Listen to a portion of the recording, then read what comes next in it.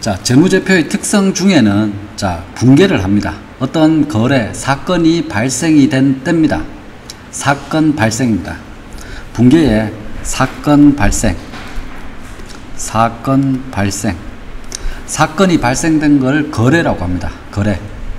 그러면 사건이 발생이 되면 복식회계에 의해 가지고 붕괴를 합니다. 붕괴를 하는데 이 붕괴를 하는데 기준점이 있습니다. 기준점이 있는데 발생주의와 현금주의 두 가지의 원리가 있는데 재무제표의 특성은 발생주의를 원칙으로 한다는 거죠. 발생주의를 원칙으로 한다. 자, 일단 이거는 암기를 하셔야 돼요. 발생주의를 원칙으로 하더라.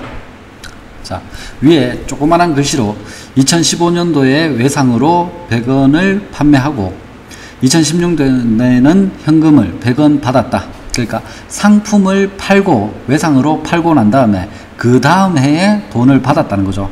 그러면은 현금주의에 의할 경우에는 현금주의는 현금이 들어왔을 때 수익으로 인식하고 현금이 나갔을 때 비용으로 인식하자. 그런 주의죠. 그러면 자, 현금주의는 용돈기 입장이죠. 설날에 내가 돈을 10,000원 받았다. 그러면은 이건 플러스고 그 다음에 돈을 실제 썼을 때 마이너스 이렇게 계산하는 거죠. 그러면은 이걸 붕괴를 해보면은 2015년도에는 현금 거래는 없었는 거죠. 15년도에는 현금 거래가 없었기 때문에 붕괴할 거리도 없다는 거죠. 그런데 거래는 이루어졌는데 붕괴를 하지 않는다는 거죠. 그러면은 그 다음에 16년도에 현금이 들어오고 매출이 발생이 되는 거죠. 그러면은 비로소 그 다음 해에 비로소 붕괴가 이루어진다는 거예요. 그러면은 지금 재무회계를 배우고 있잖아요. 지금 우리는 재무회계를 배우고 있습니다. 그러면 재무회계는 어떻게 해야 된다? 공시를 해줘야 된다는 거죠. 그러면 어떠한 사건이 발생이 되었으면은 그 회사에 영향을 미칠 수 있는 투자 의사결정을 하는 데 있어 가지고 이러한 정보들이 나타나 있어야지만 이 회사가 지금 올해는 돈을 안 벌어서 수익이 없지만 내년 1월 달에 100억이 들어올 회사네. 그럼 좋네. 투자하겠다.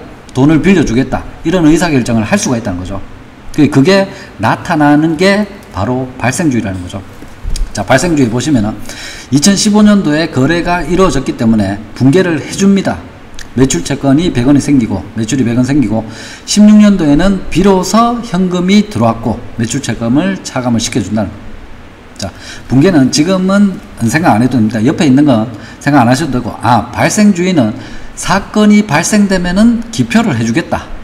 현금주의는 현금이 들어왔을 때 비로소 기표가 일어난다. 그런데 우리 회계는 지금 발생주의를 원칙으로 하고 있다. 여기까지만 알고 계시면 됩니다. 자, 그러면은 밑에 2연이 있습니다. 2연은 넘기는 겁니다. 넘기는 거. 그 다음 해로 토스해 주는 거. 연기시키는 게 2연이라고 얘기합니다. 자, 단어 뜻을 일단 알고 계셔야 되겠죠. 2연이 있는데, 자, 선수 수익입니다. 자, 선수입니다. 선수. 미리 받았다. 지금 여러분이 이제 이런 용어들에 있어 가지고 모르시면은 위에 적어 놓으셔야 됩니다. 적어 놓고 계속해서 반복하셔야 돼요. 영어 공부를 하기 위해서는 맨 먼저 어떻게 해야 되죠?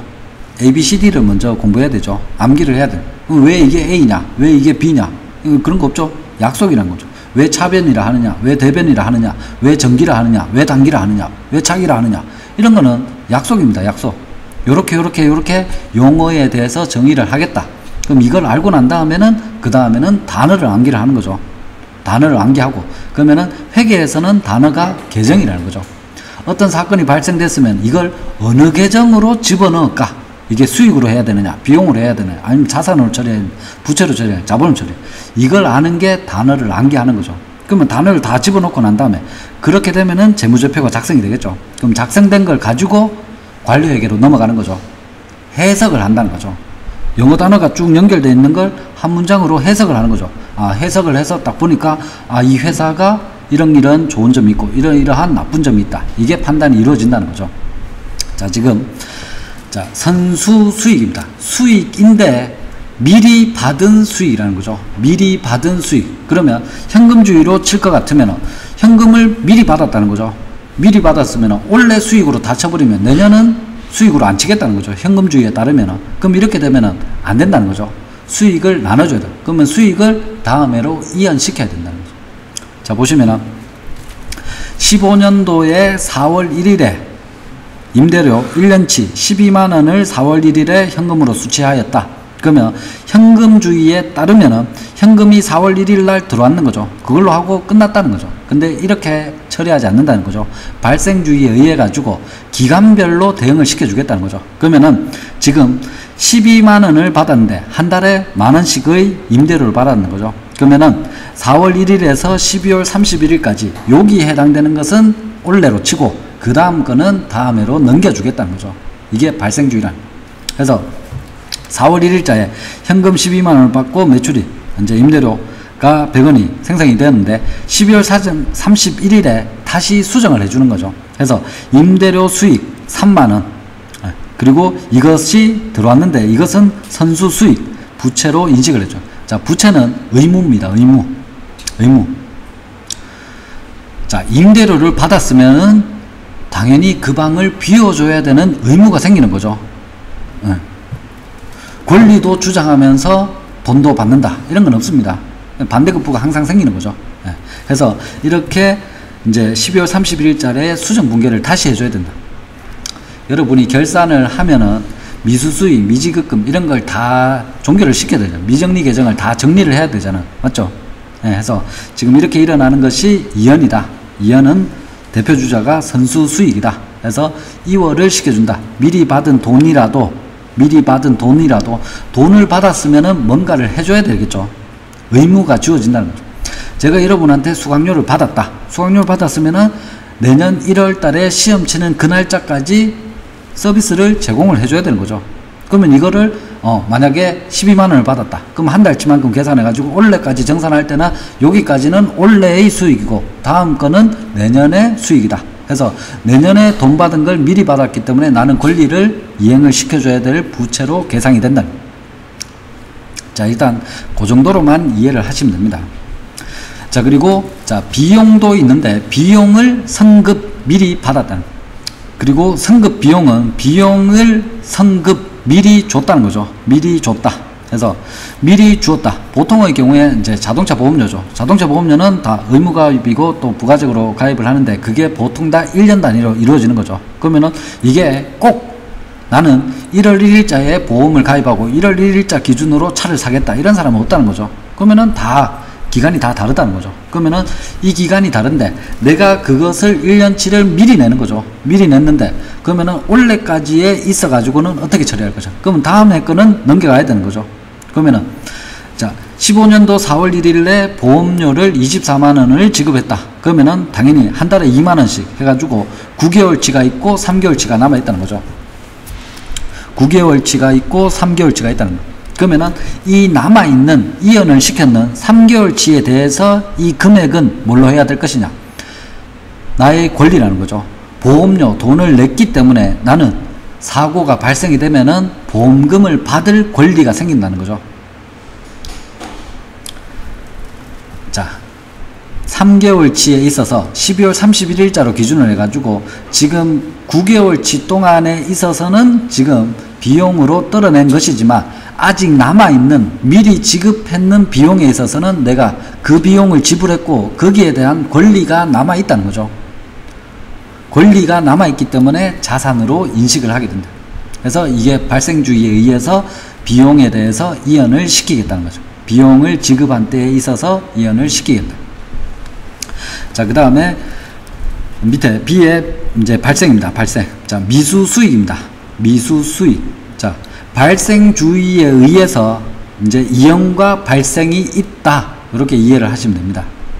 발생주의에 의해서 이연과 발생이 있다. 그러니까 발생주의하고 발생하고 이게 똑같아 가지고 헷갈릴 수가 있는데, 발생주의 안에 개념이 이연이라는 것, 미루는 것도 있고, 그 다음에 발생, 미리 발생되었다. 아직까지 돈은 받지는 못했지만 받았는 것으로 인정하겠다는 거죠. 자, 미수수익입니다. 15년도 10월 1일에 조합원인 채무자가 농협에 대출 1억을 하여 고정금리를 적용해서 6개월 동안에 이자가 6만원 발생하였고 후치로 하기로 했다. 어음대출의 경우에는 선치가 있을 수 있지만 우리 농협에서 취급하는 상호금융에 있어서는 다 이자가 후치죠. 후치인데 1개월 후치도 있고 3개월 후치, 6개월 후치까지 있을 수 있잖아요. 그 발생을 하기 위해서 12월 20일에 뭐 대출이 발생되었다 이렇게 하면 일자가 좀 그러니까 설명하기 위해서 조합원을 데리고 왔다는 거지 다른 의미가 있는 게 아닙니다. 그냥 6개월치 기간 긴 걸 데리고 왔다. 그러면은 만약에 10월 1일에 대출했다. 그러면 10월 1일부터 해서 10월, 11월, 12월 3개월치에 대해서 수익이 발생이 되는 거잖아. 이자 수익이 발생이 되었는데 실제 이 조합원은 언제 이자를 납부하느냐? 내년 3월 달에 이자를 납부하는 거죠. 그러면은 결산을 하는 데 있어 가지고 이게 연체가 아니면 연체가 아닌 경우에는 연체 같으면 또 문제가 복잡해지는 거죠. 연체가 아닌 경우에 정상 대출 채권이라고 치면은 당연히 이자를 받았는 것으로 발생이 되었는 것으로 간주해야 되는 거죠. 그렇게 해야지 결산해서 손익이 정확하게 나오는 거죠. 해서 자 10월 1일에 매출채권 그리고 현금이 지급이 됐고 12월 31일자에 미수 이자인데 이것은 자산 이자를 받을 수 있는 권리이기 때문에 자산으로 인식을 한다. 그래서 발생주의. 그래서 지금 선급 비용과 미수 수익은 자산으로 인식을 하고 선수 수익과 미지급 비용은 부채로 인식을 한다. 자, 권리냐 의무냐 두 가지에 의해서 나뉘어진다는 거죠. 자, 그 다음에 이제 발생주의 회계 해서 재무제표는 발생주의에 의해 따라서 작성된다. 뭐 이런 거는 간단하게 재무제표는 발생주의와 현금주의를 뭐 동시에 하며 상황에 따라서는 현금주의를 채택하는 경우가 많다. 이렇게 나오면 틀렸다는 거죠. 일단 발생주의가 원칙이다. 발생주의란 기업 실체의 경제적 거래 또는 사건에 대하여 관련된 수익과 비용을 그 현금 유출입이 있는 기간이 아니라 거래 또는 사건이 발생한 기간. 자, 키워드는 발생한입니다. 발생한 기간에 인식하는 것을 발생주의라고 한다. 그렇게 해야지 손익이 정확하게 구분이 되는 거죠. 자산 부채가 정확하게 짜갈라진다는 거죠. 왜냐? 기간별로 보고를 하도록 가정을 해놨잖아요.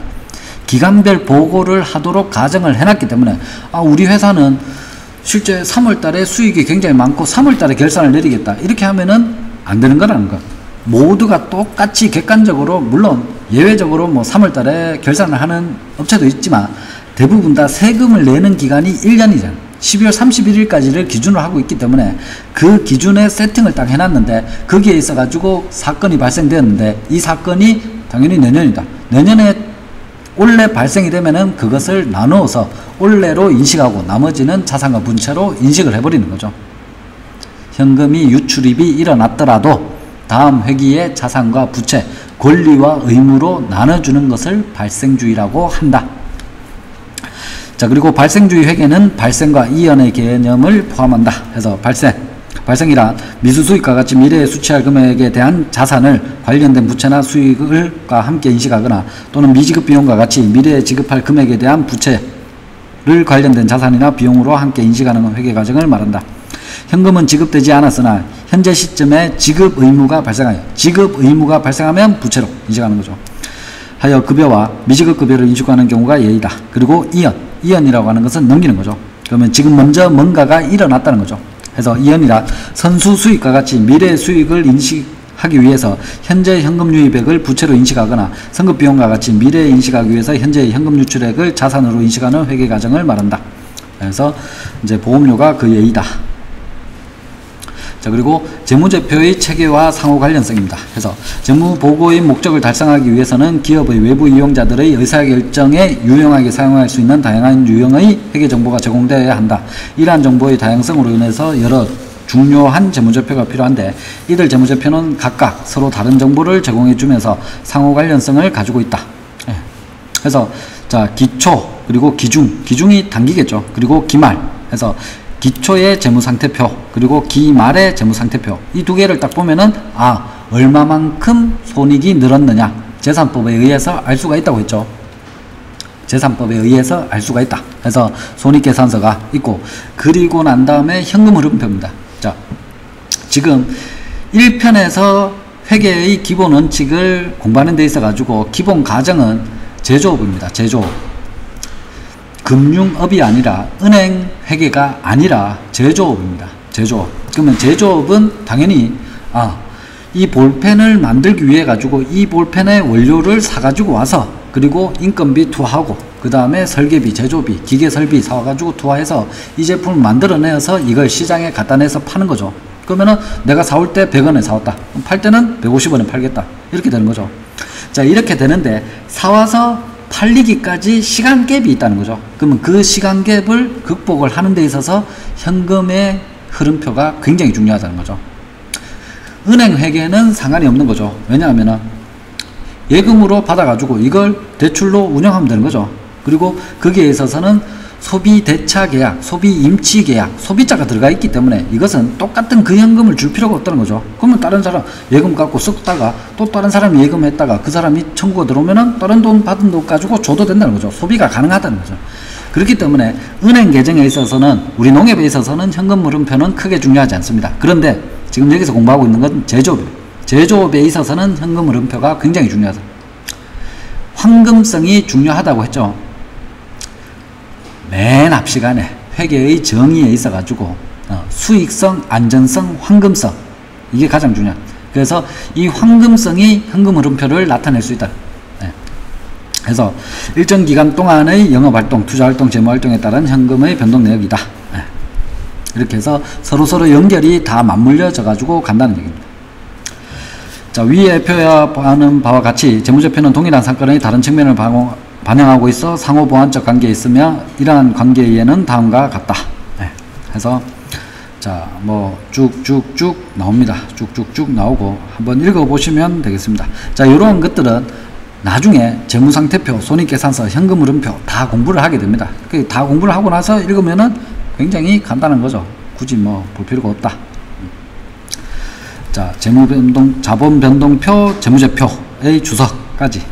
자, 그리고 재무제표 정보 제공의 한계. 자, 요런 게 시험 문제 출제하기 굉장히 좋다는 거죠. 출제 유형들은. 재무제표는 화폐 단위로 측정된 정보를 주로 제공한다. 당연히 그렇죠. 숫자로 다 나타나 있다. 그러면은, 계정 과목이 뭐고 숫자로 나타나 있으면, 이게 우리는 줄었느냐, 늘었느냐, 그걸 판단을 하고 여기에 있어서 금액이 크기 때문에, 손익이 많이 발생될 것이다. 손실이 많이 발생될 것이다. 그렇기 때문에 투자할 것인가, 돈 빌려줄 것인가, 이런 의사결정을 할 수 있다는 거죠. 그래서 화폐 단위이다. 그리고 재무제표는 대부분 과거에 발생한 거래나 사건에 대한 정보를 나타낸다. 당연히 그렇죠.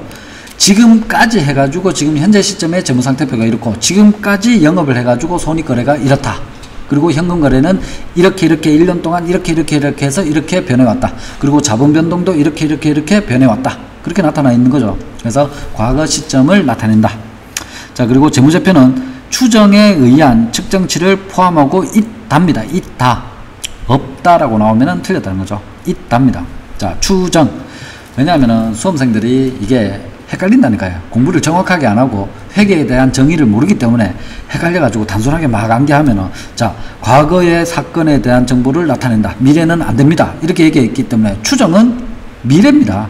그렇죠? 추측하는 거잖아요. 추측. 내가 건물을 샀는데 건물이 강가가 이루어질 것이다. 그러면 강가가 얼마만큼 이루어질 것이냐. 내가 대출채권, 은행에서 대출채권, 매출액이 일어났다는 거죠. 대출채권이 일어났는데 그 대출채권에 있어가지고 연체가 일어나가지고 내가 못 받을 것 같다. 그러면은 충당금을 비율을 다르게 해서 설정을 해야 되는 거죠. 그러면은 이러한 추정치까지 다 반영을 시켜서 감가상각 누계, 이러한 것들을 금액을 적는다는 거죠. 그렇기 때문에 당연히 추정치가 들어간다는 거죠. 자, 추정치는 들어간다. 그리고 미래자는 나오면 안 된다. 요 두 가지를 서로 구분을 하셔야 돼요. 그런 것들이 시험장에 가면은 여러분들이 정확하게 모르기 때문에 또 유추 해석을 하는 거죠. 분석을 하고. 틀릴 수 있다. 그리고 재무제표는 특정 기업 실체에 관한 정보를 제공하며 산업 또는 경제 전반에 관한 정보는 제공하지 않는다. 당연히 그렇죠. 보고서 해봤자 몇 장 안 되는데 거기에 있어가지고 그 자동차 산업이, 그 전자 산업이 이렇게 될 것입니다. 이걸 숫자로 나타낼 수는 없겠죠. 당연히 없습니다. 산업 전반, 경제 전반, 이거는 큰 시장에 움직이는 거기 때문에 그것까지는 포함시킬 수 없다라는, 중요하기 때문에 잘 알고 계셔야 됩니다. 뭐 쉬운 지문이기 때문에 이러한 것들이 나오면은 반드시 맞춰야 되는 거죠. 자, 그리고 재무제표의 기본 요소입니다. 자, 5가지로 구성되어 있습니다. 5가지. 재무, 돈에 대한 여러 가지 표들이 5가지로 구성되어 있습니다. 그래서 자, 재무상태표, 손익계산서, 현금흐름표, 그리고 자본변동표, 그리고 주석. 요게 5가지입니다. 자, 주석입니다. 주석, 주기는 포함되지 않습니다. 주의하셔야 됩니다. 자, 그렇게 해서 지금 주석에 보시면은 재무제표 작성 기준, 그리고 회계 정책, 그리고 뭐 공시하는 거, 그리고 필요한 정보, 이러한 것들에 대해서 다시 별첨으로 해가지고 숫자로 표시해 놓고 뒤에 첨부를 시키는 게 주석이고, 주기는 재무제표상 해당 과목 다음에 바로 밑에 그 회계 사실의 내용을 간단한 자구 또는 숫자로 관란에 표시하는 방법이다. 그래서 현금 뭐 1억이다. 그리고 근데 현금으로 융통할 수 있는 가계수표, 자기합수표는 뭐 10만원이 있다. 이렇게 표시하는 게 주기라는 거죠. 주석은 다음 별지로 해서 들어간다. 그렇기 때문에 여러분들이 회계를 공부하고 난 다음에는 여러분들은 잠재적 이해관계자가 될 수 있는 거죠. 그러면은 회계를 공부했기 때문에 재무제표를 볼 수 있고, 그럼 재무제표를 볼 수 있기 때문에 그 회사의 주식을 사서 차익을 발생시키겠다, 배당을 받아가겠다, 이러한 것들을 알 수가 있다. 그러면 이러한 5가지를 가지고 판단을 내릴 수가 있다는 거죠. 그래서 5가지의 종류를 알고 계시면 됩니다. 지금 암기를 안 하셔도 다 알 수가 있습니다. 이제 다 공부를 하기 때문에 당연히 알 수 있기 때문에 그냥 요 정도로 그냥 보시고, 자, 그 다음에 재무제표의 기본 요소의 인식 및 측정입니다. 자, 인식입니다. 인식. 자, 인식의 기준은 경제적 효과를, 사건의 경제적 효과를 자산, 부채, 수익, 비용 등으로 재무제표에 표시하는 것을 말한다. 어떤 항목을 인식할 때는 재무제표 기본 요소의 정의를 충족시켜야 하며 미래의 경제적 효익이 기업 실체에 유입되거나 유출될 가능성이 매우 높고 신뢰성 있게 측정되어야 된다. 그러니까 벌어질 일, 이렇게 해야 된다. 벌어진 일을 적는 것이지만 추정치가 있다고 했잖아요. 추정치가 있잖아요. 대출을 했으면 대손충당금을 설정을 해야 됩니다. 그러니까 지금 유출될 가능성이 매우 높고 신뢰성 있게 측정할 수 있어야 돼요. 우리가 대출을 하게 되면 정상, 요주의, 고정, 추정 손실, 회수의문, 추정 손실, 이렇게 5단계로 나누잖아요. 정료고 회수로 나눠가지고 각각의 채권을 다 분류를 한다. 그러면 1억의 대출 채권이 있으면, 대출금이 있으면 그 대출 채권을 가지고 거기에 해당되는 항목에 다 집어넣고 거기에 따라서 충당금을 따로따로 설정을 하는 거죠. 55%를 설정할지, 1%를 설정할지, 10%를 할지, 이걸 다 나눠준다. 그럼 이렇게 나눠주는 데 있어서는 신뢰성이 가미가 돼야 돼. 이거는 확실하게 받을 수 있다. 회수 가능 금액, 회수 가능 예상 금액이다. 고정이다. 그렇게 되면은 거기에 따라서 추정치가 들어간다는 얘기죠.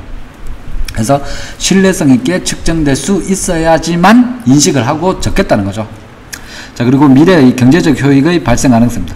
기업이 경영 활동을 수행할 때에는 불확실한 환경에서 이루어질 경우가 많으므로 재무제표 작성 시점에서 이용 가능한 증거를 토대로 해서 미래의 경제적 효익의 발생 가능성이 높은가의 여부를 판단해야 된다. 자, 재무제표 작성 시점을 판단할 때 특정 매출채권의 회수가 확실시되면 이 매출채권은 자산으로 인정해야 된다. 자, 매출채권. 자, 뭐 대출금 이렇게 똑같죠.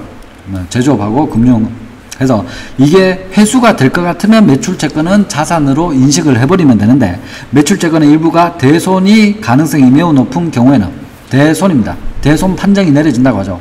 손실을 보겠다는 거죠. 돈을 다 못 받겠다.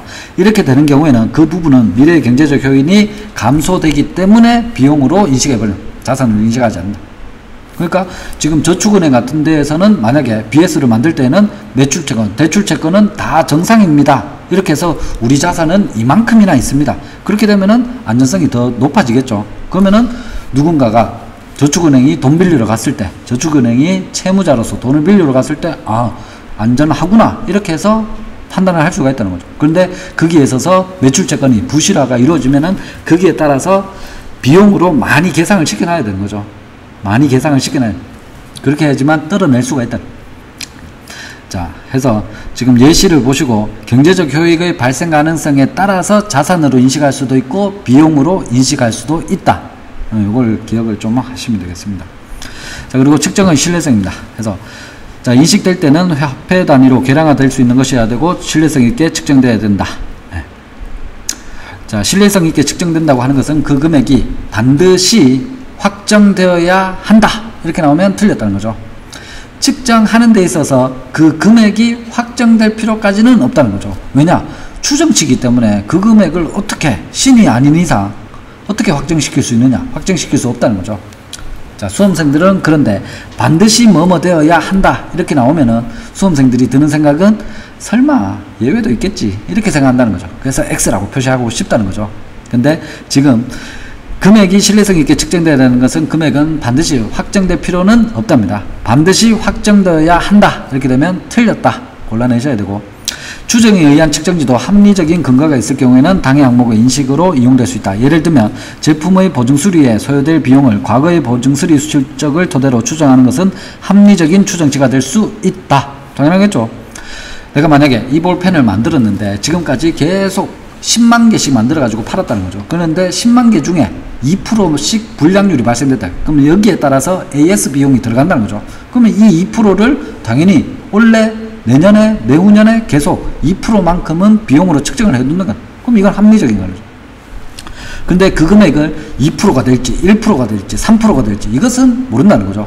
그렇기 때문에 확정시킬 수는 없지만 과거 거래를 통하여 발견돼서 이 정도쯤은 추정으로 해서 신뢰성 있게 계산할 수 있으면은 인정될 수 있다는 거죠.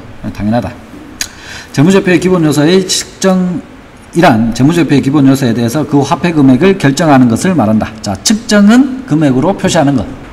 인식을 하고, 그러면은 인식한다는 말은 어느 계정으로 쓸 것이냐, 자산으로 쓸 것이냐, 비용으로 쓸 것이냐, 이걸 판단을 내리는 것이고, 그 다음에 측정하는 것은, 평가하는 것은 숫자를 적겠다는 거죠. 얼마로 적겠다. 네. 그래서 자, 측정할 때는 다음의 측정 속성 중 하나를 선택하게 된다. 자, 시드권가와 역사적 현금 수취액입니다. 자, 지금 여기에서는 재무제표입니다. 재무제표. 그러니까 자산과 부채에 있어 가지고 공통적으로 적힐 수 있는 항목들. 그러면은 지금 계정은 인식했기 때문에 계정은 나왔다는 거죠. 그런데 여기에 금액을 얼마로 적을 것이냐, 이걸 하는데 지금 여기에 나오는 것들은 자산과 부채에 있어서 그냥 러프하게 해서 그냥 적어 놓은 것들입니다. 다시 자산에 가면은 다시 가격 결정 방법이 있고, 부채에 가면 다시 가격 결정 방법이 따로 있습니다. 그렇기 때문에 지금 여기에서는 그냥 스킵하고 넘어가면 됩니다. 넘어가시고 자산에 대해서 가격 결정 방법, 부채에 대해서 가격 결정 방법을 공부하고 나신 다음에 다시 한번 읽어보시면 됩니다. 그래서 괜히 헷갈릴 수가 있습니다. 자, 문제 한번 보겠습니다. 재무회계의 개념체계에 따른 재무보고의 목적이 아닌 것은? 자, 정답은 4번이죠. 거시경제, 그리고 원자재 변동, 환경, 이러한 것들은 시장 전체에서 움직이는 거기 때문에 단순히 보고서만으로는 파악할 수 없다는 거죠. 그리고 목적 적합성과 신뢰성을 갖춘 정보가 기업 실체 간에 비교 가능하거나 또는 비교 가능할 경우에 회계 정보의 유용성이 제공될 수 있다. 그래서 더 높아진다는 거죠. 효용 가치가 더 높아진다. 그래서 신뢰성과 목적 적합성을 갖추고 난 다음에 그걸 서로 비교할 때 훨씬 더 증가가 된다는 거죠. 그리고 질적 특성이 아닌 것은 해서 계속성, 그리고 기본 가정이 아닌 것은 목적 적합성, 그리고 재무제표에 표시되는 모든 항목은 중요성이 고려되어야 되며 중요성은 일반적으로 당해 항목의 성격과는 무관하고, 성격하고 금액 크기하고 두 가지가 다 중요하다고 했죠. 네. 그리고 자산을 청산가치로 평가하지 않고 취득원가로 평가하는 것은 어떤 가정이냐, 계속기업이라는 거죠. 네, 계속기업이다. 자, 그리고 재무제표의 특성에 관한 설명으로 틀린 것은, 자, 현금 흐름표는 현금 유입과 현금 유출이 서로 대응되어 표시되므로 기업 실체의 미래 현금을 전망하는 데 충분한 정보를 제공한다. 아닙니다. 충분한 정보를 제공하지 못한답니다. 못한다. 왜냐하면 현금 흐름 또한 일정 기간 동안에 현금이 이렇게 변화되었다. 영업활동으로 이렇게 들어가고 나가고, 재무활동으로 이렇게 들어가고 나가고 해서 되었다. 이걸 나타내 주는 거기 때문에 미래에는 모른다는 거죠. 모른다. 그런데 지금까지는 우리는 안전하다. 이걸 나타내 주는 거다. 자, 그리고 정보 제공에 있어서 재무제표의 한계가 아닌 것은 해서 재무제표는 추정에 의한 추정치를 포함하고 있지 않다. 포함하고 있다 했죠. 추정치는 포함되지만 과거 실적을 나타낸다. 이걸 주의하셔야 돼요. 그리고 재무제표상의 해당 과목에 그 사실을 간단한 자구 숫자로 괄호 안에 표시하는 방법. 괄호 안에 들어간다. 타전권으로 들어간다. 이건 주기라고 했다. 그리고 재무제표는 특정 기업 실체에 대한 정보를 제공하지만 산업 전반에는 제공하지 않는 한계가 있다. 문제점이 있다. 자, 그리고 재무제표의 기본 요소 측정과 관련해서 독립된 당사자 간의 현행 거래에서 자산이 매각, 구입되거나 부채가 결제 이전될 수 있는 교환가치입니다. 교환가치. 교환가치는 공정가액이라고 얘기합니다. 그래서 차후에 다시 설명을 드리도록 하겠습니다. 자, 이제 좀 더 구체적으로 들어갑니다. 좀 더 구체적으로 들어간다. 그러면은 지금까지 공부했는 것은 회계란 무엇이냐? 그렇죠. 회계란 무엇이냐? 그래서 회계에 있어서 측정하고 평가하는데, 인식하고 평가하는데 이러한 요소들이 있다. 그리고 이렇게 적을 때 재무제표는 이런 가정하에서 적는다, 작성한다. 그리고 재무제표에 대해서는 이러한 목적성이 있다. 이제 이러한 것들을 공부했는 거죠. 그러면 이제 더 구체적으로 이제 자산, 부채, 자본, 이제 재무상태표에 들어가는 애들, 이 애들에 대한 특징을 알아본다는 거죠. 그래서 지금 회계는 이렇게 생각하시면 전체 큰 베이스대로 해가지고 여기에 따라서 계속 구체적으로 이제 파고 들어가는 겁니다. 그런데 이 파고 들어가는 데 있어서 전체적으로 회계가 어떠한 의미다, 회계의 정의가 기술이 되어 있는 거죠. 그러면 회계의 정의를 항상 생각하면서 공부를 하셔야 돼요. 그렇게 해야지 책을 듣고 났을 때 아무 생각이 없습니다, 듣고 나서 1시간만 지나면 다 까먹습니다, 이런 말이 안 나온다는 거죠. 그걸 항상 명심을 해야 돼요. 자, 우선 자산입니다. 자산의 정의는, 자산은 과거의 거래나 사건의 결과로서 현재 기업 실체에 의해서 지배 또는 통제되고 미래의 경제적 효익을 창출할 것으로 기대되는 자원이다. 자, 자산에 있어서 키워드는 미래에 돈을 벌어줄 수 있는 것, 미래에 돈을 벌 수 있는 것, 이게 모든 게 다 자산. 여러분들이 지금 연필을 가지고 있다, 컴퓨터를 가지고 있다, 책을 가지고 있다, 이러한 것들을 가지고 뭔가를 생각해내서 돈을 벌 수 있는 것으로 만들어낸다. 그럼 작가 같은 경우에 연필, 교재, 그리고 키보드, 이러한 것들은 다 책을 만들어낼 수 있는 기본적으로 들어가는 것들. 그러면 이러한 것들은 당연히 자산으로 인식을 되겠네. 왜냐? 돈을 벌 수 있기 때문에 향후에. 자, 자산의 정의해 보시면은 미래의 경제적 효익이다. 자, 미래입니다. 자, 지금까지 미래, 과거, 추정, 이런 단어들이 나왔죠. 그럼 그 단어들에 대해서 잘 구별을 하셔야 돼요. 그래서 미래의 경제적 효익을 얻게 되는 것이 자산이다. 자산으로 인식되기 위해서는 특정 자원이 미래의 현금 유입을 증가시키거나, 자, 현금이 증가되거나 현금 유출을 감소시켜요. 나가는 것을 줄여줄 수 있다는 거죠. 줄여줄 수 있는 것으로서 결론적으로 향후의 미래 현금을 창출시킬 수 있는 것을 자산이라고 한다. 예를 들어 재고자산은 판매를 통하여 순현금 유입을 증가시키고, 기계장치는 이를 사용해서 생산된 제품의 판매를 통해서 순현금 흐름을 증가시킴으로써 자산으로 인식된다. 네. 자, 당연히 읽으시면 이해가 되는 거죠. 이것을 통하여서 현금이 창출된다는 거죠. 현금이 들어온다는 겁니다. 자, 이러한 것의 특징을 가지는 자산의 정의는 무엇이냐 라고 하면은 미래의 경제적 효익이다, 이렇게 연결을 시키면 됩니다. 다시, 지금 이러한 박스가 딱 쳐져 있고 이것은 자산의 정의 중에서 어떠한 속성을 나타내고 있는 것이냐 라고 하면은 미래의 경제적 효익이다, 이렇게 골라내셔요. 문제가 더 쉽게 나오면 다음 중 자산의 정의가 아닌 것은, 자, 과거의 경제적 효익이 발생되었다, 이러면 틀렸다는 거죠. 네. 자, 그리고 두 번째로 특정 실체가 취득했거나 통제가 가능하다. 그 자산은 내가 활용이 가능해야 된다는 거죠. 내가 활용이 가능한 것들을 내 자산이라고 합니다. 자, 특정 실체가 배타적으로 미래의 경제적 효익에 대해서 권리를 가지고 있어야 되고 그 실제 자산으로 인정될 수 있음을 의미한다. 예를 들어서 공장 내부의 도로는 기업의 자산입니다. 왜냐? 내가 마음대로 쓸 수 있으니까. 근데 공장 밖에 있는 도로는 내게 아닌 거죠. 내가 그 길을 막고 상품을 적재한다. 이게 안 되는 거죠. 그럼 내가 통제가 안 된다. 그러면은 이 바깥에 있는 도로는 내 자산이 아니다라는 거죠. 네. 그래서 자산으로 인식될 수 없다. 자, 그리고 과거의 거래나 경제적 사건의 결과이지만 미래의 경제적 효익이 과거의 거래나 경제적 사건의 결과로 발생되어 현재 시점에 존재하여야만을 의미한다. 그리고 계량화가 가능해야 된다. 자, 계량화는 평가할 수 있어야 된다. 평가할 수 있어야 된다. 즉 금액으로 표시될 수 있어야 한다는 거죠.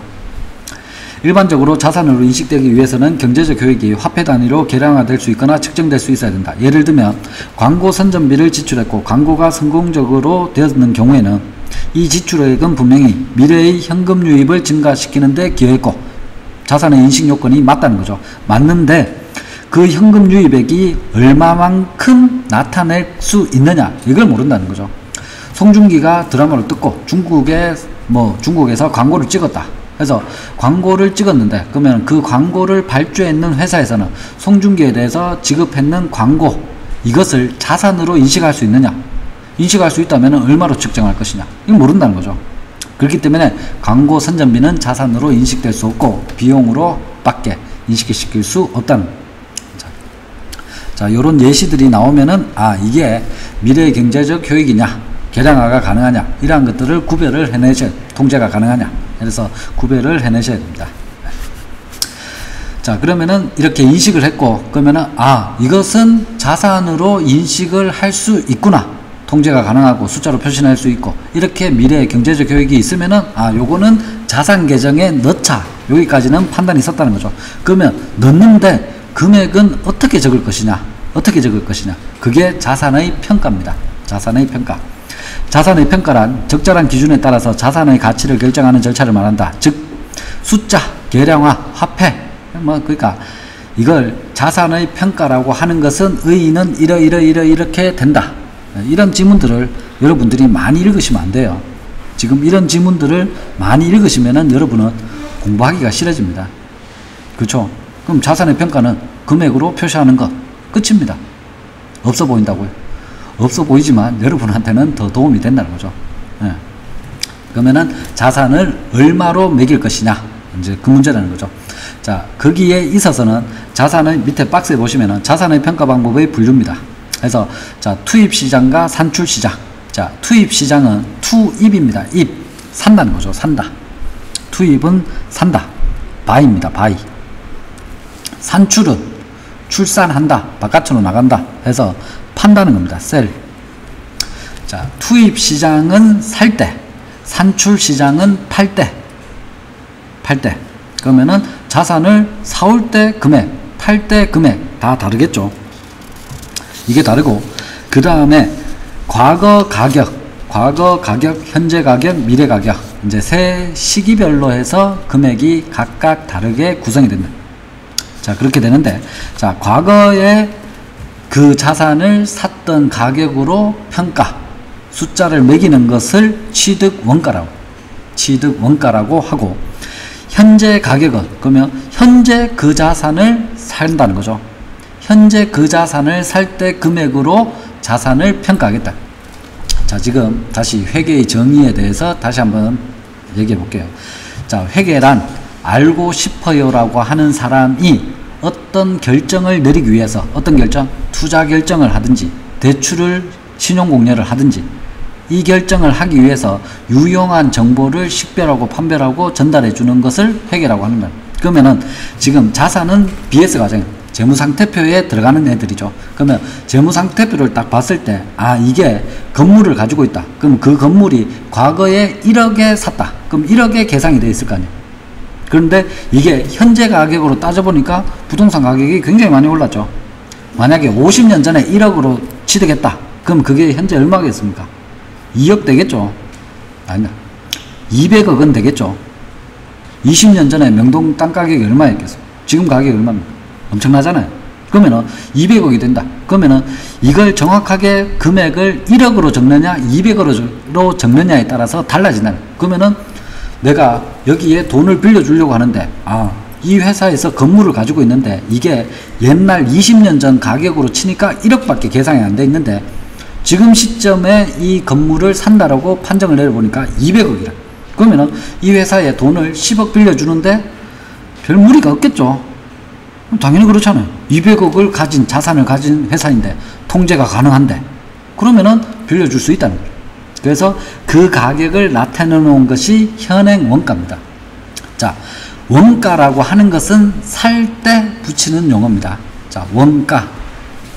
살 때 들어간 비용입니다. 살 때 들어간 비용. 자, 그러면은 취득원가, 현행원가. 과거에 샀을 때, 현재에 샀을 때의 가격으로 평가를 해주자. 자, 여기까지는 이해가 되셨죠? 자, 그러면 밑에 산출시장은 팔 때입니다. 팔 때. 그러면은 시장에 던져가지고 현재 팔 때 얼마 받을 수 있을 것이냐. 자, 제가 방금 했는 말을 잘 이해를 하셔야 됩니다. 지금 가지고 있는 자산을 현재 시점에 시장에 내다 팔았을 때 얼마만큼 받을 수 있는 가치가 있을 것이냐. 이게 현재 시장에 던졌을 때 받을 수 있는 금액, 가치. 현재 시장에 던졌을 때 받을 수 있는 가치, 이 금액으로 판단을 했다는 거죠. 자, 그리고 미래 가격은 미래에 던졌을 때 지금 할인해가지고 들어왔을 때 얼마만큼 받을 수 있느냐. 당연히 파는데 과거에 팔았다. 이건 의미가 없다는 거죠. 의미가 없다. 살 때도 미래에 사겠다. 이것도 의미가 없다는 거죠. 그렇기 때문에 가격이 측정이 안 된다는 거죠. 자, 이렇게 해서 네 가지로 측정을 할 수가 있다는 자산을 평가하는 데 있어 가지고, 자, 그러면 밑에 자산의 평가 방법은, 자, 취득원가는 자산을 구입했을 때 가격. 자, 구입했을 해자의 쌍시읒, 이걸 알고 계셔야죠.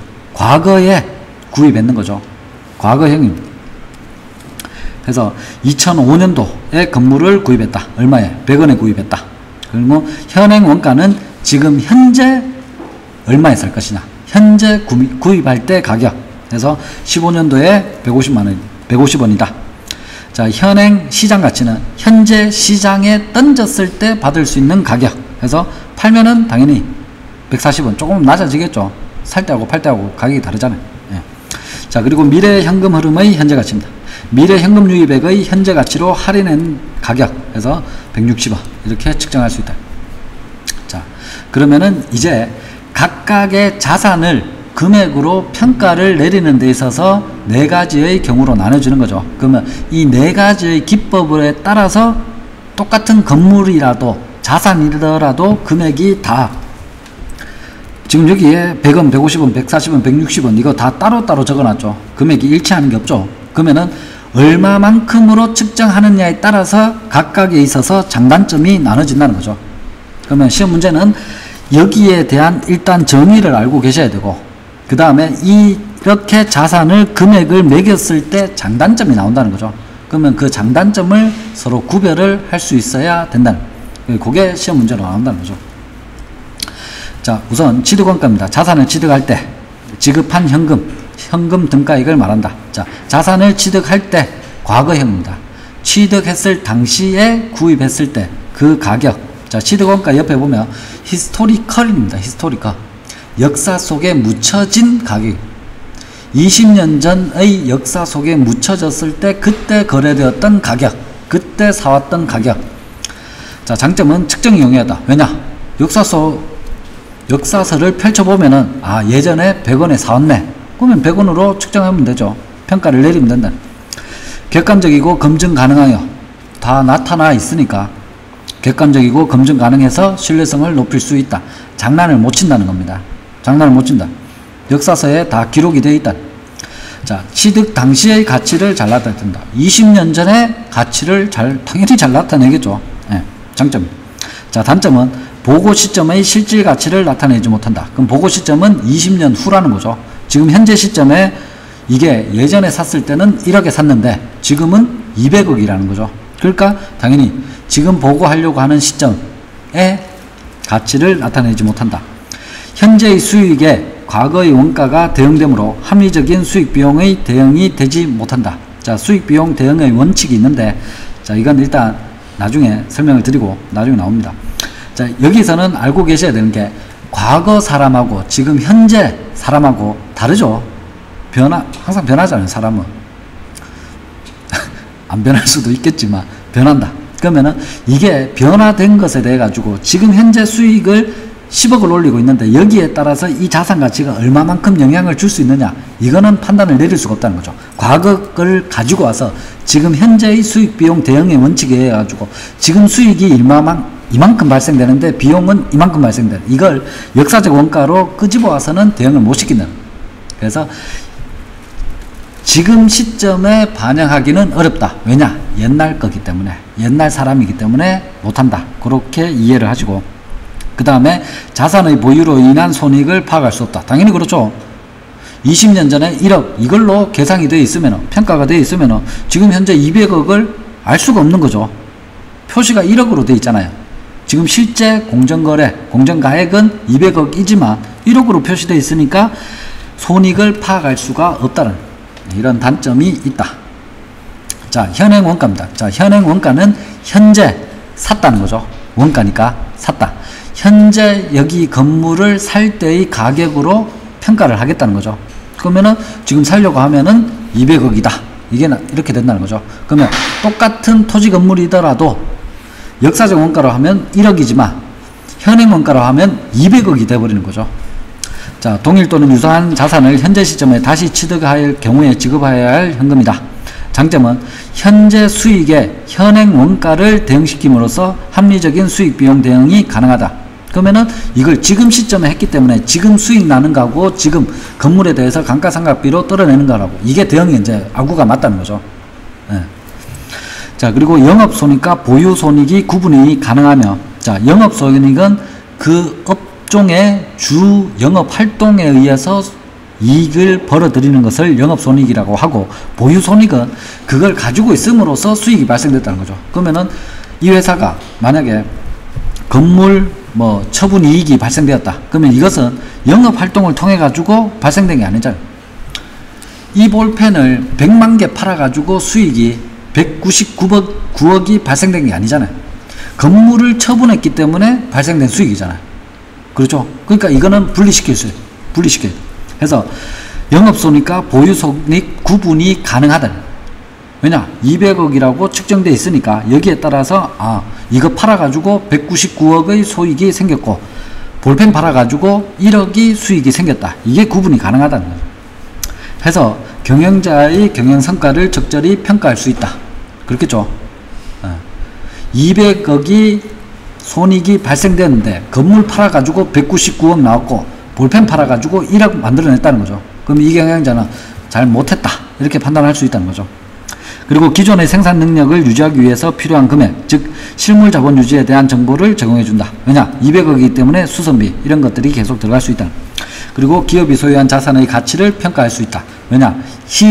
현행 시장 가격, 현행 원가이기 때문에 파악이 가능하다. 자, 단점은 주관성이 개입되기 쉽다. 당연히 그렇죠. 역사적 금액, 원가는 당연히 그 거래가 되었기 때문에 금액이 나오는 거죠. 그런데 지금 현행 원가 그리고 다른 모든 것들은 가정하고 산다면 이 가격이다, 판다면 이 가격이다, 이걸 나오기 때문에 신뢰성은 좀 없는 거죠. 왜냐하면 플러스 마이너스가 있을 수 있기 때문에. 그래서 주관성이 개입되기 쉽다. 그리고 보유자산에 대한 미실현 손익이 이익에 반영되어서 실현주의 원칙에 어긋난다. 자, 보유자산에 대한 미실현 손익입니다. 그러면 반대말은 실현 손익이죠. 그럼 실현 손익은 실제 내가 돈을 벌었다는 거죠. 그럼 미실현 손익은 이걸 지금 다시 산다면 지금 200억에 사야 된다. 그렇기 때문에 199억 벌었다. 그런데 실제 번 건 아니죠. 실제 번 건 아니에요. 안 그러면은 직원들하고 사장들하고 다 길거리로 나와 앉아야 된다. 그렇기 때문에 팔 수는 없다는 거죠. 그러니까 실현 손익은 아니다. 그렇기 때문에 미실현 손익인데 이게 이익에 반영되어 있기 때문에 실제 현재 상황하고는 다르다. 이 말이죠. 그게 그 말이 미실현 손익이 이익에 반영되어서 실현주의 원칙에 어긋난다. 있을 수 없는 일이라는 거죠. 있을 수 없는 일이다. 자, 그리고 현행 시장 가치입니다. 지금 현재 시점에 시장에 던져가지고 팔았을 때 받을 수 있는 금액, 이게 현행 시장 가치이다. 자, 장점은 자산의 가치 변동에 의한 손익을 구분할 수 있다. 그리고 자산의 현행 가치를 파악할 수 있다. 자, 거래가 되었으면은 과거 시점, 그리고 이게 미래에 나중에 판다라고 하면은 가치라고 일단 붙인다는 거죠. 가치라고 붙인다. 그리고 단점은 주관성이 개입되기 쉽다. 그리고 자산의 처분 가치만 나타내므로 자산의 사용 가치는 반영하지 못한다. 당연히 여기에 기계기구가 있다. 그럼 기계기구는 당연히 자산이겠죠. 통제가 가능하고 기계기구를 통해 가지고 볼펜을 만들어낼 수 있기 때문에 자산인데 여기에 있어 가지고 이걸 처분했을 때 얼마 받을 수 있을 것이냐, 팔았을 때 얼마 받을 수 있을 것이냐. 팔면은 기계기구를 팔면은 만약에 100원 받을 수 있다. 그런데 그걸 가지고 있음으로써 얼마만큼의 수익이 창출될 수 있느냐, 이건 판단을 못 내린다는 거죠. 그 말이 사용 가치를 반영하지 못한다. 위에 기계기구를 사용함으로써 자산으로서 미래의 현금 흐름을 유입을 더 시킬 수 있는 능력이 있는데 그것을 반영시키지 못한다. 당연히 중고로 기계기구로 팝니까? 그냥 그 기계기구의 실질 가치만 나타내지 팔았을 때의 그 매매 가격만 나타내지 여기에서 생산될 수 있는 그 가치는 반영시키지 못한다. 즉 특정 목적에 사용되는 유형자산 등은 기업의 영업활동에 이용될 경우에는 그 사용가치는 매우 높으나 처분할 경우에는 처분가액은 굉장히 낮다는 거죠. 그렇기 때문에 신용을 공부하실 때 보면은 여신의 감정평가가 나오죠. 그러면 감정평가에 있어서는 기계기구는 평가를 하지 않거나 아니면 특수물건으로 전문가한테 맡기는 거죠. 왜냐하면 기계기구는 처분을 하면은 금액이 완전히 떨어지는 거죠. 전기 용광로를 누가 사겠습니까? 그렇죠? 그걸 가지고 다시 갖고 와가지고 얼마만큼의 뭐 철을 생산할 수 있을 거죠. 이거 의미가 없다는 거죠. 그렇기 때문에 이것은 현행 시장 가치는 이걸 기계기구를 판다라고 하면은 이거는 좀 안 맞다는 거죠. 자, 그리고 미래의 수익성에 대한 정보를 제공하지 못한다. 자, 그리고 미래 현금 흐름의 현재 가치입니다. 자산의 사용으로 인해서 기대되는 미래 순현금 흐름을 현재 가치로 할인했다. 자, 기계기구를 사용함으로써 이 기계기구를 자산이잖아요. 기계기구는 자산이죠. 미래의 경제적 효익을 발생하고 계량화가 가능하고 그리고 통제가 가능하다는 거죠. 그렇기 때문에 기계기구를 자산으로 인식을 했다는 거죠. 그럼 그 기계기구를 평가하는데 어떻게 할 것이냐. 이 기계기구가 연간 볼펜을 100만 개 만들어낸다. 그렇기 때문에 원가 다 제하고 난 다음에 얻을 수 있는 그 금액을 현금 할인을 들어가는 거죠. 1년 후에 100만 개 만들어내기 때문에 지금 현재로서는 얼마만큼 생산할 수 있느냐. 그걸 나타내는 게 미래 현금 흐름의 현재 가치입니다. 자, 쉽게 생각하면은, 자, 여러분들이 원룸을 사고 싶다는 거죠. 수익성 부동산을 사고 싶다. 사고 싶잖아요. 그렇죠? 그러면은 이 수익 부동산을 살 때 여기에서 발생되는 매달 들어오는 임차료가 있다. 그러면은 그걸 가지고 그게 향후에 1년 후에 5천만 원이 들어온다. 그러면 그 5천만 원 들어오는 것을 다시 할인을 시키는 거죠. 할인을 시켜가지고 그 건물 가액을 평가를 한다는 거죠. 그래가지고 5억이다. 10년 동안 다 하면은 5억을 받을 수 있기 때문에 5억에 사면은 오케이다. 이렇게 판단을 내릴 수 있는 게 미래 현금 흐름의 현재 가치다. 향후에 발생될 수 있는 그 기대치를 현금 할인해가지고 잘라서 그 금액으로 표시하겠다. 그러면은 이것은 100만 개를 생산할 수 있기 때문에 100만 개를 팔게 되면은 수익이 총 100억이 나온다. 그럼 이 100억을 현금 할인으로 들고 오면은 뭐 한 10% 까인다. 그러면은 90억이다. 이렇게 해서 기계기구를 90억으로 판정을 내려버리겠다는 거죠. 자, 그렇게 되는 겁니다. 자, 장점을 보시면 자산의 용역 잠재력 개념이 부합됨으로 이론적으로 타당한다. 자, 이 말은 뭐냐면은 실제 자산의 의미로 생각했을 때는 이게 가장 타당하다는 거죠. 왜냐? 이 기계기구는 우리 회사에 있어서 가장 중요한 것들이라는 거예요. 나머지는 다 뭐 에어컨 고장나고 이렇게 돼도 상관없지만 볼펜 만드는 기계기구는 반드시 있어야 되는 거죠. 이거 고장나버리면은 우리 직원들, 사장 다 망한다는 거죠. 그렇기 때문에 이게 얼마만큼 생산할 수 있느냐, 그걸 가지고 해서 역산해 가지고 할인해 가지고 금액으로 적어주겠다. 이게 가장 합리적이다. 해서 용역 잠재력입니다. 이 용역은 일을 하는 거죠. 그러면 1년 동안, 향후 미래 동안 일을 할 수 있는 거기에 대해서 현재 가치로 평가했다. 가장 맞다는 거죠. 용역 잠재력 개념에 가장 부합하는 이론이다. 자, 그리고 재무제표가 경제적 실질가치입니다. 그럼 기계기구의 실질가치, 얘가 얼마만큼 생산될 것이냐, 이걸 나타낼 수 있다는 거죠. 단점은, 자, 주관이 개입된다 해서 신뢰성이 훼손될 수 있다. 그러면은 사장이나 아니면은 그 기업체에서는 이 기계기구는 100만 개가 아니라 1000만 개를 생산할 수 있습니다. 그럼 1000만 개를 생산했을 때 이익이 이만큼 발생되고 이걸 현금으로 할인해 가지고 오면은 이것은 100억이 아니라 1조에 해당되는 자산 가치를 가집니다. 이렇게 얘기할 수 있겠죠.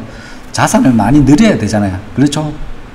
자산을 많이 늘려야 되기 때문에 그렇게 할 수 있다는. 그럼 그렇게 하면은 이거는 사기라는 거죠. 사기다. 그렇기 때문에 신뢰성을 훼손시킬 수 있다. 자, 그리고 저가법입니다. 자, 저가법은 원가하고 시가입니다. 원가하고 시가 해서 무조건 낮게 측정을 하겠다. 그러니까 이것은 보수적으로 평가하는 거죠. 자산을 부풀리지 않도록 무조건 저가법으로 적용을 시킨다. 장점은 재무적 기초를 견고히 할 수 있다. 단점은 논리 일관성이 결여되어 기간별 비교 가능성을 왜곡시킨다. 이익을 과소 표시된다. 네. 자, 그렇게 해서 지금 자산을 인식했고 계정에 넣겠다. 자산 계정에 넣겠다. 거래가 일어났는데 자산 계정에 넣겠다. 그리고 그것을 어떻게 금액으로 평가를 내리겠다. 여기까지 받는 거죠. 자, 그 다음으로는 자산을 분류를 시킵니다. 자산을 분류를 하는데, 자, 자산은 유동자산과 비유동자산으로 나눠집니다. 그럼 유동과 비유동, 이것은 황금성, 현금화가 얼마만큼 빨리 되느냐, 이 기준에 따라서 나눈다는 거죠. 물론 현금 흐름표도 작성하지만 BS상에 재무상태표 상에서도 우선적으로 현금화가 가장 빠른 것을 먼저 얹어 놓는다는 거죠. 이게 유동성 배열법입니다. 그래서 유동자산과 비유동자산으로 나뉘게 됩니다. 그래서 1년을 기준으로 해서 유동이냐 비유동이냐 나뉘게 된다는 거죠. 그래서 자산 애들이 막 들어왔다는 거죠. 나도 자산 해서 자산 애들이 많이 들어왔다. 잠깐, 일단 1년 안에 현금화 되는 애들은 이쪽으로 가, 안 되는 애들은 이쪽으로 가, 이렇게 해서 나눠놨다는 거죠. 그렇게 해서 딱 봤을 때, 정보 이용자들 알고 싶어요 라고 하는 사람이 이 회사는 유동성 위기가 없겠다, 이렇게 된 거죠. 유동성 위기가 발생이 되면은 어떻게 되느냐, 건물 팔아야 되죠. 토지 팔아야 돼요. 기계기구 팔아야 돼요. 기업이 돈을 벌 수 있는 수단으로 되는 자산들을 팔아야 된다는 거죠. 그렇게 팔면은 결론적으로 회사가 망한다는 거죠. 자, 밑에 보시면 자산이 1,000원이 있고 부채가 300원 있고 자본, 순자본이죠. 순자본. 내 실제 자산, 순자산이 자본입니다. 실제 내 돈이 700원 있다. 그럼 이렇게 되면은 이 회사는 BS가 이렇게 나타나 있다. 회사는 안전하다죠. 뭐 그 정도. 700원 있는데 3,000억 있는데 7,000억 있는데 3,000억 빌려와서 하고 있다. 해서 총자산이 1조다. 그럼 이 정도 회사는 좋다는 거죠. 지금 조선업계 보면은 자본보다도 지금 부채가 훨씬 더 많잖아요. 그렇죠? 그러니까 이 정도 회사 같으면은 투자할 만하네, 이렇게 나온다는 거죠. 나오는데 다시 오른쪽에 보시면은 자산을 다시 나눠놨다는 거죠. 부채도 다시 나눠놨다. 그래서 자산 안에 유동 자산은 100원 있는데 비유동은 900원. 이 말은 1년 안에 현금화가 가능한 금액은 100원 뿐이고 나중에 현금화가 가능한 것들이 900원이라는 거죠. 그러면 현금을 빨리 돌리기에는 힘들다라는 게 답이 나오죠. 그러면 부채를 딱 보면 부채는 300원인데 물론 자본보다는 훨씬 더 적지만 부채 300원 중에서 유동 부채가 290원. 그러면 1년 안에 갚아야 되는 게 290원이에요. 그러면 유동 부채가 290원인데 유동 자산은 100원이다. 골 때렸다는 거죠. 그럼 이거는 절대로 투자하면 안 된다는 거죠. 그러니까 지금 여기서 얘기하고 싶은 것은 자산 계정, 부채 계정에 있어 가지고 유동성이 굉장히 중요하다는 거죠. 안 그러면은 회사 망한다는 거죠. 회사 망한다. 그렇기 때문에 유동성 배열법에 따라서 가장 먼저 현금화가 빨리 될 수 있는 것들을 먼저 1번으로 세운다는 거죠. 자, 해서 형태의 유무에 따라서 유형이냐 무형이냐. 자, 유형은 물리적으로 형태가 있다는 거죠. 만질 수 있다는 거죠. 만질 수 있기 때문에 형태가 있다. 유형자산이다. 무형자산은 만질 수가 없다는 거죠. 뭐 지적재산권, 특허권 이런 것들은 만질 수가 없죠. 그런데 이것 또한 자산이죠. 왜냐? 통제 가능하죠. 미래의 현금 유익이 창출이 가능하죠. 그리고 계량화도 가능하다. 그렇기 때문에 무형 영업권, 특허권 이러한 것들도 다 무형자산으로 포함을 시키는, 자, 형태에 따라서 나눈 거고, 유동성에 따라서 유동과 비유동입니다. 수험생들이 근데 굉장히 헷갈려하는 게 시험 지문에 지금 이렇게 나오면은 이게 당연하지 라고 생각되는데 이렇게 나오면은 헷갈린다는 거죠. 유동성 기준에 따라서 유형자산 하면은 유재석, 유자 맞구나 이렇게 생각할 수 있다는 거죠. 그렇게 되면 안 된다. 굉장히 쉬운 건데 틀리고 시험지 제출하고 난 다음에 아차 실수다. 실수가 아니라 실력입니다. 정확하게 보셔야 돼요. 이런 건 거저주는 문제이기 때문에 혹시라도 나오면 땡큐라고 하고 5초 만에 정확하게 푸셔야 돼요. 네.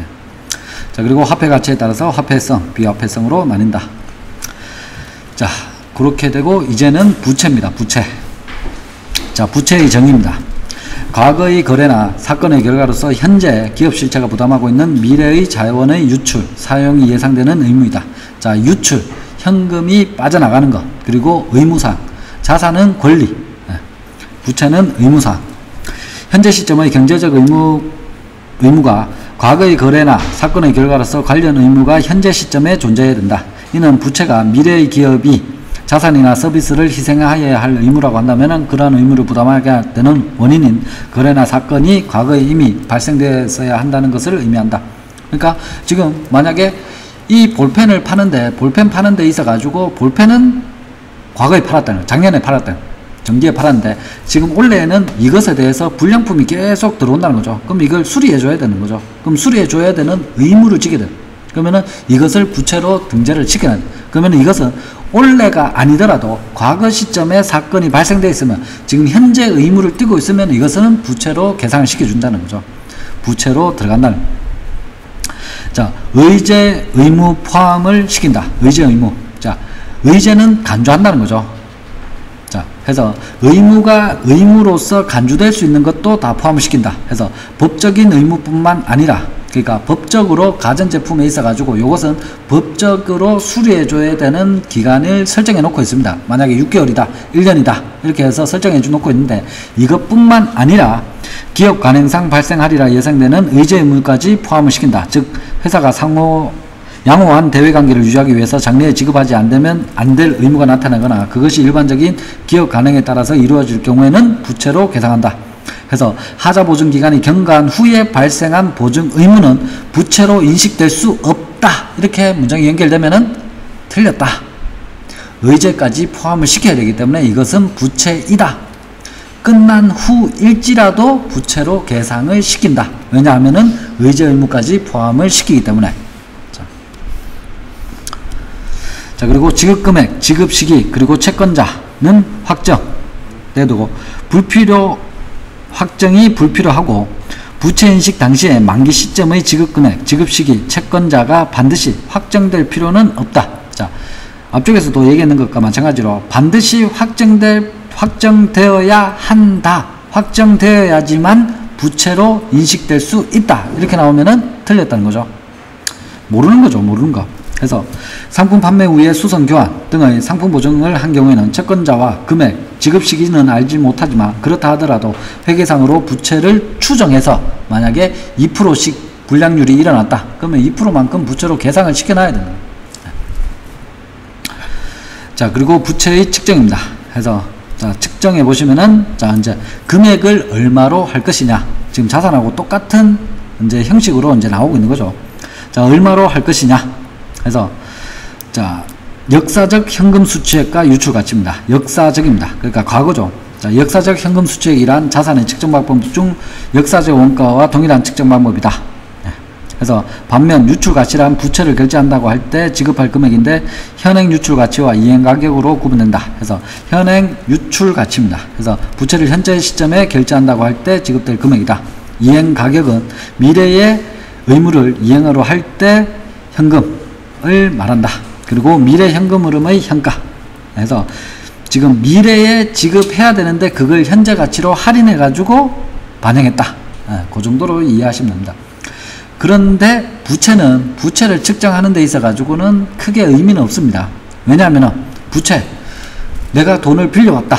일단 부채죠. 그럼 빌려올 때 1억에 빌려왔는데 이거 나중에 11억 뭐 1억 2천으로 줄게. 이런 것들은 의미가 없는 거죠. 왜냐하면 이미 이자율이 이자 비용으로 다 빠져나가기 때문에 1억 빌려왔으면은 1억 갚아주면은 그걸로 끝나는 거예요.